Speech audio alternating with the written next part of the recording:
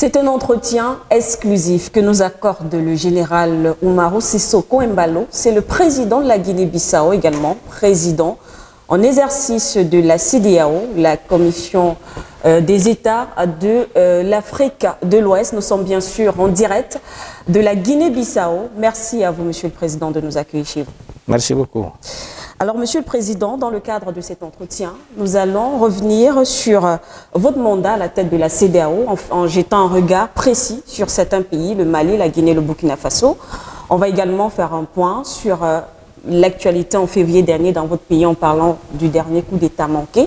Et on va sortir avec les défis que vous devez relever dans votre pays. Eh bien, on va commencer par votre mandat au sein de la CEDEAO. Vous héritez donc d'une organisation qui fait aujourd'hui la une de l'actualité. Quel a été votre premier défi, Monsieur le Président? Bon, merci, Madame. Je pense que là, je suis président en exercice de conférence de chefs d'État et de gouvernement depuis 3 mois. Bon, malheureusement, j'ai pris la présidence dans un contexte très compliqué pour l'Afrique de l'Ouest, mais j'avais des notions, des défis qui m'attendaient. Et là, bon, on attend de voir, il y a des situations très compliquées dans la sous-région, pas juste la situation des coups d'État, mais l'aspect sécuritaire aussi, notamment au Mali, Burkina Faso, Niger, Togo des fois aussi, au Bénin. Donc on est en train de voir comment on puisse créer vraiment la synergie dans l'ensemble des pays de la sous-région, et évidemment avec nos partenaires, surtout la France, et pour combattre ces fléaux qui est vraiment... Vous parlez du terrorisme. Évidemment. Et justement, Monsieur le Président, avant de parler peut-être de ces coups d'État, parlons du terrorisme. Vous avez bien cité ces pays. Vous avez parlé d'un partenaire, vous avez parlé de la France. Mais on ne comprend justement pas que malgré cette présence militaire étrangère, il y a quand même ce fléau grandissant qui reste dans ces pays de l'Afrique de l'Ouest.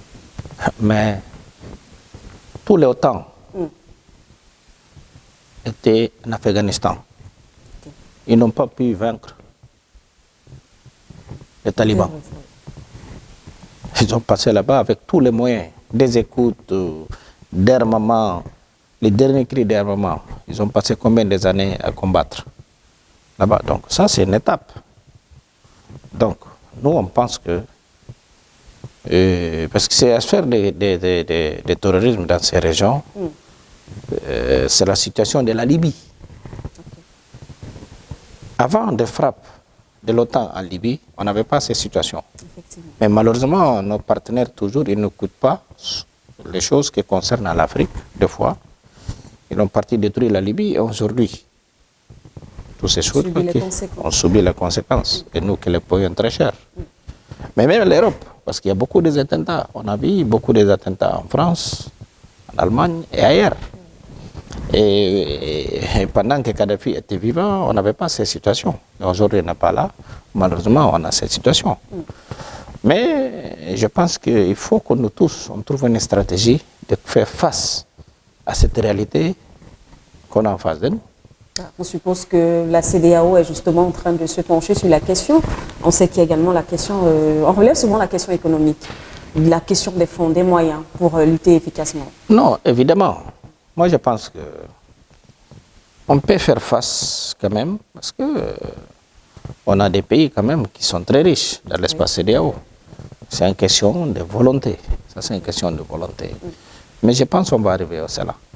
En tout cas, c'est tout le souhait qu'on vous souhaite, Monsieur le Président. Parlons à présent justement de ces coups d'État. Ça fait l'actualité. Ça fait l'actualité, la CEDEAO autour, Guinée, Conakry, Mali, Burkina Faso. Quel est le regard que vous portez sur ces gouvernements? Et malheureusement, c'est arrivé, ces coups d'État, surtout en plein siècle XXI. Aujourd'hui, la seule zone qui est confrontée avec les coups d'État, c'est l'Afrique de l'Ouest, l'espace CEDEAO. Moi-même, victime et échappé de justice, un assassinat. C'était violent. C'était un coup d'État le plus violent qui est passé, plus que Mali, plus que Burkina et la Guinée. Mais Dieu m'a sauvé. Et je pense qu'il faut que nous aussi, on pense vraiment qu'est-ce qu'on voulait avec notre zone pour qu'on puisse vraiment freiner ces dangers. Et on a vu la posture qu'a adoptée la CEDEAO, que ce soit bien avant votre arrivée à la tête de cette institution ou après. De l'autre côté aussi, on a vu une population, que ce soit au Mali, Burkina Faso, Guinée, qui soutient les nouveaux arrivants à la tête de ces États. Est-ce que vous comprenez le soutien de cette population? Non, vous savez, toujours le peuple est complice. Même pour des choses qui le font mal, ils sont complices. Ça, c'est des limitations aussi de nos populations. Vous savez, un manque d'école, manque d'information fait très mal à nos situations géographiques. En Guinée-Bissau, les jours qu'ils ont rentré de tirer contre moi, il y avait les gens qui sortaient dans la rue. Oui, on a vécu cela. Voilà. Mais c'est des gens innocents. Des fois, c'est des gens très innocents. Vous pensez à des manipulations? Non, des fois, même pas manipulation. C'est une question de limitation. Okay. C'est malheureux quand les gens n'ont pas de préparation et de notions. Mais si on voit ça, après 3 mois, tous ces jeunes deviennent impopulaires. Contrairement au Mali, quand même, en Guinée, on voit quand même le soutien de la population à ces gouvernements, monsieur le Président. Non, là-bas, c'est plus compliqué. On voit le FNDC. Oui. Et des fois, les gens ils sont manipulés aussi. Ce n'est pas les choses qu'on voit dans les médias, non. Guinée-Bissau, par exemple, nous sommes quasiment 3 millions d'habitants. Oui. Mais ce n'est pas parce que 500 000 personnes ils sont sorties dans la rue pour soutenir une chose que c'est les gens soutiennent, non. Oui. Alors, vous avez un pays comme le Mali qui a été très critique envers la CEDEAO, je préfère le dire comme ça. Est-ce que vous comprenez la posture du Mali aujourd'hui, monsieur le Président? Moi, je pense que c'est dommage que nos jeunes frères maliens prennent ce genre d'attitude. C'est incompréhensible, surtout de ma part. Je suis le premier soutien du Mali, ces juntes militaires.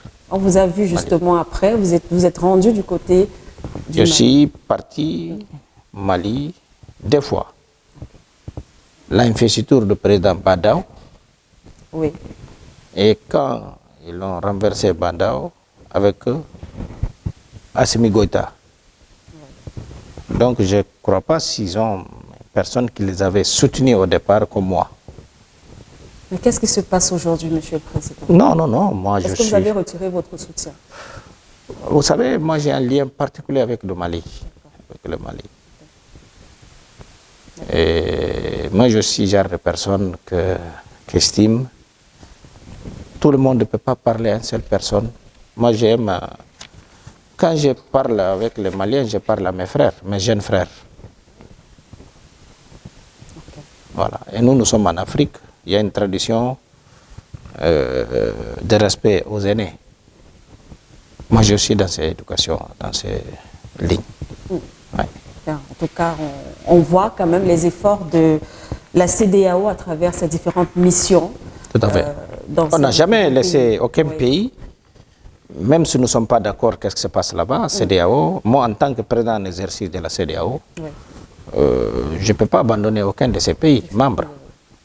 Un jour, on va se retrouver. Voilà, donc pour garder espoir, on espère en tout cas que la paix, la réconciliation... Voilà, pour bien de ces pays-là, tous ces pays.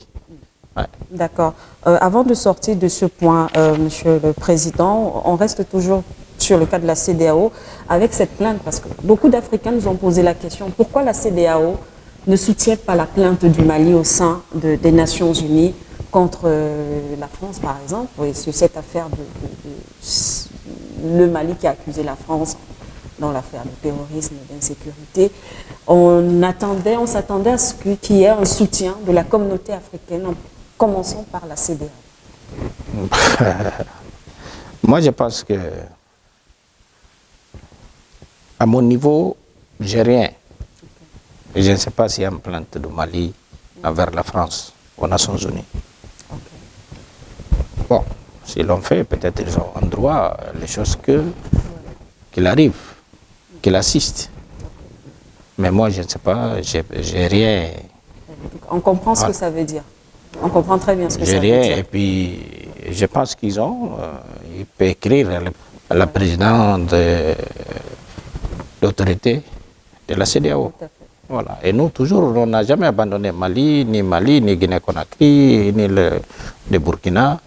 La CEDEAO, on ne peut pas abandonner. Vous avez d'ailleurs 2 pays au sein de la CEDEAO, qui ont la Côte d'Ivoire et Voilà. le Mali. C'est un autre dossier Exactement. encore très chaud des carencies militaires.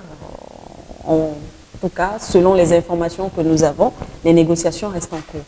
Oui, il y a les négociations qui sont en cours. J'étais il y a 2 jours pour voir le président Alassane. J'estime qu'on les encourage pour que le sang-froid, parce qu'ils sont des voisins immédiats. Il y a comme 3 millions de Maliens ou 4 millions de Maliens qui vivent en Côte d'Ivoire. Oui. Donc, et ça c'est très délicat. C'est très délicat, mais il faut que la compréhension et de bonne volonté aussi prime dans cette affaire de 46 soldats. D'accord, Monsieur le Président, on va évoluer, on va parler justement de ce coup d'État que vous avez échappé à un coup d'État. On a fait allusion à cela tout à l'heure. C'était en février dernier, si je me trompe. Qu'en est-il aujourd'hui, Monsieur le Président? Bon, il y a certaines, 90%, ils sont déjà en prison et il attend le jugement. L'affaire, elle est avec la justice. Il y a 5 qui sont recherchés. Moi, j'estime que c'était violent quand même, parce qu'on peut faire les coups d'État sans tuer, comme le cas qui s'est passé au Mali, au Burkina. Mais quand on part pour assassiner des gens, quand même... Nous avons eu des informations, justement, selon lesquelles vous avez échappé à la mort. Bien sûr, ça je vous le confirme. Je vous le confirme. Mais qui sont ces gens-là? C'est des marginaux. C'est-à-dire? C'est des gens marginaux Ok. qui sont dans ça. Il y a beaucoup d'eux qui s'étaient arrêtés ici et par la DEA, amenés aux États-Unis, jugés. Ils sont passés 5 ans de prison pour l'affaire des drogues. Ils sont revenus ici, comme l'État était faible. Ils sont réintégrés encore dans l'armée. Ça pouvait passer qu'en Guinée-Bissau. C'est dommage, j'ai en train de vous dire ça, mais ça pouvait passer qu'en Guinée-Bissau. Vous voyez? Que ces gens-là, qui étaient les délinquants, sortent de l'armée, après ils reviennent pour aller faire des coups d'État. Donc ça n'a rien à voir avec un malaise social, politique en Guinée? Rien à voir? Non, normalement. Moi, je viens d'arriver, comme Tout à fait. je suis dans mon 2e année. Première année, c'était le Covid. Et là, je pense, j'ai repositionné Guinée-Bissau. Je pense là, vous avez vu. Nous allons arriver justement. J'ai engagé les chantiers partout. Oui. Donc, je pense tous les Bissau-Guinéens et les étrangers qui vivent en Guinée-Bissau, il faut qu'ils m'encouragent. C'est dynamique. Donc, est-ce que vous diriez que vous êtes en danger, non? Après l'État manqué? Non, non, non. Moi, je sais une chose. Je vais mourir les jours et l'heure que je ne sais pas. Comme vous, d'ailleurs. Bien sûr. Et les jours que mon temps est arrivé, c'est le jour que je vais partir. Je ne peux pas vivre avec un esprit de peur. Non, moi, je ne suis pas comme ça. Qu'en est-il de la force anti-putsch, Monsieur le Président? Dans une de vos sorties, vous avez parlé de la force anti-putsch. Qu'en est-il? Oui, ça, c'est pour vraiment freiner. Parce que le grand sous-développement que nous sommes confrontés, surtout aujourd'hui en Afrique de l'Ouest, c'est ce putsch. Sinon, ça sert à quoi les élections? Ça ne sert à rien. C'est pour cela que moi j'ai proposé à mes pères ouest-africains de créer une force anti-putsch qui ne va pas servir juste anti-putsch, mais anti-terroriste aussi. Okay. Si on a nos pays qui sont en danger, Mali, Burkina et des autres, on peut envoyer cette force. Et est-ce que, qu'ont-ils répondu? Est-ce qu'ils sont d'accord? Oui, c'est déjà en cours. Donc c'est en marche? Ouais. D'accord, Monsieur le Président. On va justement sortir par un dernier point. On va parler justement de votre pays, les chantiers engagés. Effectivement, notre équipe For You Media, nous sommes allés nous avons visité bien sûr la ville, on a constaté que toute la ville est en chantier. On a vu des centres de santé, les routes, l'électrification. D'autres vous demanderont peut-être quelle est votre recette, sur quoi est-ce que vous vous basez, vous appuyez pour trouver autant de financement peut-être pour développer ce pays. Ça, c'est une question de vouloir. Ma génération doit être cette génération qui aime baptiser. Moi, je suis un bâtisseur. Pour marquer la différence avec les autres qui sont passés avant moi, je dois faire quelque chose. Et pour marquer la différence en Guinée-Bissau, prochaine année, c'est notre cinquantenaire. Ah oui, en 2023. Mais toutes les choses qu'on a laissées ici à Bissau, c'est les choses qu'on avait héritées avec le colonialisme, les Portugais à l'époque. Aujourd'hui, si vous passez à l'hôpital, on est un hôpital de référence, un CHU. J'ai des médecins ici dans le cadre de solidarité africaine. Il y a 70 médecins du Nigeria, qui sont tous des professeurs et spécialistes, qui sont en train de me former, mes jeunes médecins ici. Et bientôt, je vais recevoir aussi 15 médecins et professeurs sénégalais qui vont me former, des spécialistes locaux. Donc, j'ai des Cubains ici qui sont en train de former. C'est dynamisation. Et l'école, ça fait longtemps qu'on n'avait pas d'école qui termine. On était tout le temps en grève. Les pays étaient en panne totale. Mais là, on a repositionné Guinée-Bissau, interne et à l'extérieur. Et on est en train de faire les routes. On avait toutes nos routes ici à l'époque. C'était catastrophique. Et tout le monde, tous les ministres voulaient des 4x4. J'ai dit non. La première chose que j'ai fait, c'est de regagner la confiance de la communauté internationale. Les choses qu'on a aujourd'hui. D'arriver à mettre le pays dans un rendez-vous avec nos bailleurs de fonds, notamment des fonds monétaires, Banque mondiale et Banque africaine de développement, et des autres partenaires, bi- et multilatérales, Union européenne. Mais pour avoir tout cela, il faut la confiance. Et combattre la corruption. Parce que pour moi, la corruption, je l'avais dit une fois, c'est pire que le Covid. C'est un fléau que nous tous. Mais quand on est engagé, tout ça, ça fait la partie des tentatives que j'ai eues le 1er février. Parce que c'est un paquet de narcotrafiquants, des gens qui ne pouvaient pas supporter et combattre la corruption. Donc, j'ai dérangé tout le monde. J'avais la conscience, je courais le risque. Mais aujourd'hui, là, on a passé toutes les étapes techniques. Ça manque juste pour avoir un accord financier avec le Fonds monétaire. Ça fait des années qu'on n'a pas arrivé à cette étape. On a déjà le financement des banques mondiales pour faire 70 km de route. La Chine, on est en train de faire des highways avec la Chine. Et ici, c'est avec nos recettes. Okay. Qu'est-ce que je fais? Je dis, bon, l'argent de l'État, caisse de l'État. Ça, c'est mon slogan. L'argent de l'État, caisse de l'État. Et personne n'a le droit de penser qu'il a le droit de prendre tous, qui appartiennent à tous. Non. C'est pour cela qu'aujourd'hui, on a engagé les chantiers. Et je dis à ce peuple, on va donner l'école, la santé et l'eau potable. C'est ce qu'on a commencé à faire déjà depuis l'intérieur. Et jusqu'à décembre, je vous promets de venir la ville de Bissau, vous n'allez pas les reconnaître. Vous voyez, aujourd'hui, la ville de Bissau. Et tous qui sont là, aujourd'hui, surtout les étrangers, mais non, c'est vrai, il y a des choses qui bougent. Dans mon 2 ans, aujourd'hui, on a ouvert combien d'ambassades? Ce n'est pas les ambassades traditionnelles, la France, la Russie, la Chine, le Portugal, non.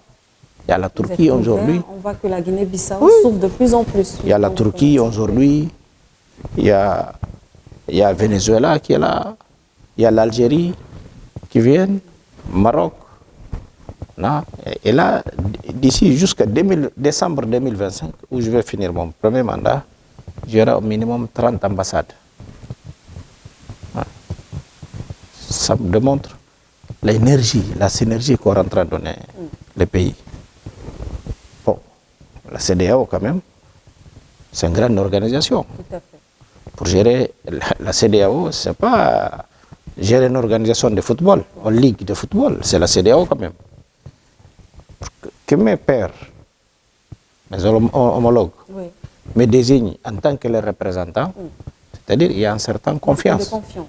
Marque de confiance. Parce que être président en exercice, tu es que les représentants des autres. Tu n'es pas chef des autres, parce que chacun il est souverain dans son pays. Moi, je suis que les représentants. C'est leur voix de tout le monde.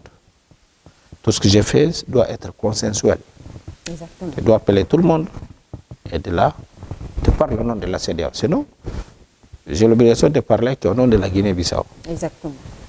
Ça se voit, c'est la confiance aussi et en grande solidarité de mes homologues vis-à-vis de la Guinée-Bissau. La première fois que Guinée-Bissau préside la CEDEAO est le premier pays lusophone, malgré que nous sommes membres fondateurs. Et là, en 2 ans de présidence, mes pairs de la CEDEAO m'ont confié le dessin de la CEDEAO. Ça démontre la dynamique et la confiance aussi. Et je pense et j'estime que cette synergie, j'invite tous les Bissau-Guinéens de suivre cette dynamique. Je pense que c'est le meilleur pour nous. Il n'y a pas de petits États, il y a que des petits pays, mais pas de petits États. Voilà, moi ça c'est mon slogan. On a démontré aux gens que la dignité, c'est très important, c'est la plus importante valeur qu'on doit avoir, c'est la dignité. Merci, Monsieur le Président. Nous sommes presque arrivés à la fin de cet entretien. Peut-être un mot sur le mouvement panafricaniste, vous entendez? Moi, je pense que nous, l'Afrique, on a beaucoup de choses à se porter. Oui. Mais malheureusement, beaucoup de fois, ça manque de solidarité. Par exemple, j'ai donné un exemple. Nigeria qui m'a envoyé 70 médecins. Oui. Sénégal, 15. Si, moi aussi, des choses que j'ai ici, je partage avec la Gambie, et le Cap-Vert et les autres, c'est ça le grand solidarité panafricaniste. Mais beaucoup de nos pays africains préfèrent aller le faire avec les Blancs et laisser la solidarité avec leurs voisins. Vous voyez? Beaucoup de fois, je me rappelle des situations qu'on a passées ici, le Sénégal nous a aidés. Ouais. Nigeria, quand je dis ça, Côte d'Ivoire, tous les autres pays de la sous-région. Parce que quand la CEDEAO qui aide, c'est tous les pays membres, y compris Mali, Burkina et Guinée-Conakry, c'est les choses aujourd'hui qu'on est en train de faire. Voilà. Mais cet esprit panafricain, moi je pense que c'est très important que nous les Africains même, on dit l'esprit panafricain c'est quoi? On doit interroger ça. Parce que chaque pays, il y a des pays qui ont du pétrole, il y a des autres qui ont du gaz, des autres qui sont très riches. Oui. Moi par exemple, dans l'aspect de formation, il y a Rwanda qui m'a formé, mes militaires ici. Ils sont très bien formés, bien entraînés. Congo me l'a fait. Oui. Donc, ça c'est la solidarité africaine. Voilà. Merci en tout cas, Monsieur le Président. Merci beaucoup d'avoir répondu à nos questions et nous n'avons pas eu l'occasion. Félicitations pour votre élection à la tête de la CEDEAO pour la télévision For You Media Africa. Voilà donc, chers téléspectateurs, c'est la fin de cet entretien exclusif avec le général Umaru Sissoko Embalo. Vous l'avez donc compris, le président de la Guinée-Bissau, mais également président en exercice de la CEDEAO. Restez en compagnie de notre programme. Au revoir.